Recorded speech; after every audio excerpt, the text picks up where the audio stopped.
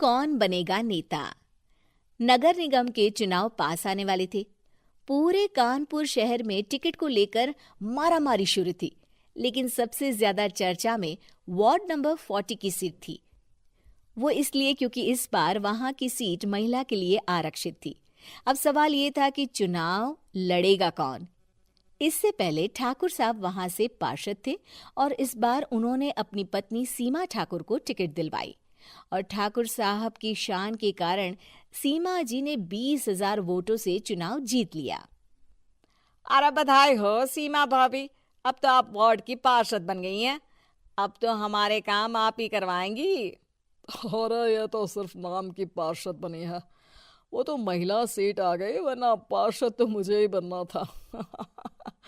अब भले ही चेहरा इसका होगा, लेकिन पावर तो मेरी ही होगी।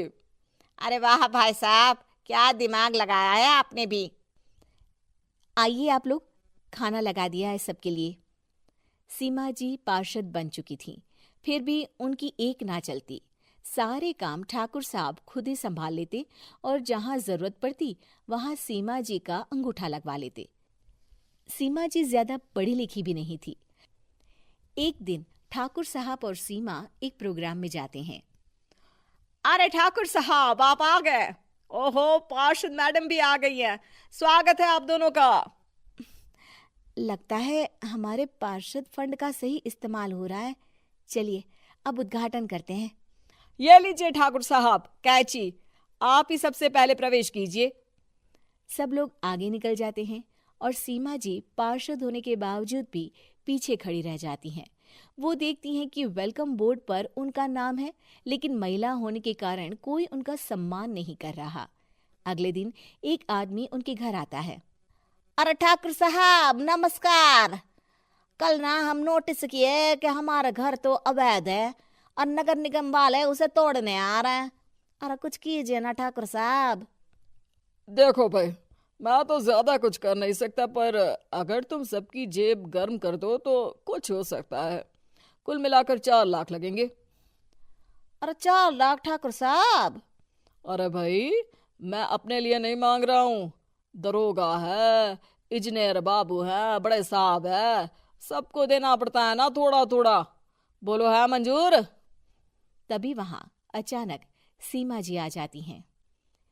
अरे ये आप क्या कर रहे हैं? पहले इन्हीं लोगों से तो आपने वोट मांगे, अब इनसे ही पैसे ले रहे हो। अरे चुप रहो तुम, तुम्हारा काम है सिर्फ अंगूठा लगाना, तुम वही किया करो। मुझे दूसरे काम तुम मत सिखाओ, समझी? और तुम ना जाओ, अब पैसे लेकर आओ, वरना जेसीबी किसी भी वक्त आती होगी। सब कुछ ऐसे ही चलते रहता है। एक दिन सीमा जी और ठाकुर साहब को एक लोकल मीटिंग में बुलाया जाता है। वहां पर कई और अधिकारी लोग भी मौजूद रहते हैं। अब मैं चाहूंगा कि ठाकुर साहब हमारे बीच 2 शब्द कहें। मेरे प्यारे भाइयों और बहनों, आज मेरा सौभाग्य है कि मैं आप सबकी सेवा दिन रात कर पा रहा हूं। आपने मेरी पत्नी को भारी मतों से जिताया है, इसलिए मैं आप सभी का शुक्रगुजार हूं। मैं आप सबसे वादा करता हूं कि हमेशा की तरह हमारे वार्ड में किसी को कोई तकलीफ नहीं आने दूंगा। सभी लोग तालियां बजाने लगते हैं। अब मैं माननीय पार्षद मैडम को स्टेज पे बुलाना चाहूंगा। अपने नाम को बुलाया सुनकर सीमा जी एकदम चौंक जाती है। उन्हें बिल्कुल उम्मीद नहीं थी कि इतनी बड़ी जगह उन्हें मंच पर बुलाया जाएगा। जैसे तैसे वो मंच पर चढ़ती हैं। ऊपर जाते ही सीमा जी को सारी पुरानी बातें याद आ जाती हैं कि किस तरह उनके पति उन्हें कभी भी आगे बढ़ने नहीं देते और उनके नाम से गलत काम करते हैं। वो बोलने लगती हैं। मैं आपके वार्ड की पार्षद सीमा हूं। आप में से बहुत कम लोग ही मुझे जानते होंगे, क्योंकि इससे पहले मुझे कभी ऐसा मौका ही नहीं मिला। सारे मौके मेरे पार्षद पति यानी आपके ठाकुर साहब ही लेते रहे, लेकिन आज ये मौका मुझे मिला है तो मैं इसे ऐसे ही नहीं जाने दूंगी।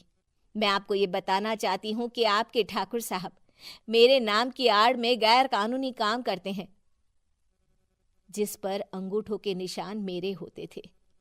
इसीलिए मैं अपनी गलती मानती हूँ और आज अपने पद से इस्तीफा देती हूँ, ताकि आगे से कोई गलत काम ना हो पाए। अब फैसला आप सबके हाथ में है कि आप हमें क्या सजा देना चाहते हैं। सीमा जी की बातें सुनकर ठाकुर साहब के चेहरे का रंग उड़ जाता है और वो शर्म से मुंह नीचा करके वहां से चले जाते हैं और पद से इस्तीफा देकर ही सही सीमा जी अपने आप में आत्मविश्वास महसूस करती हैं।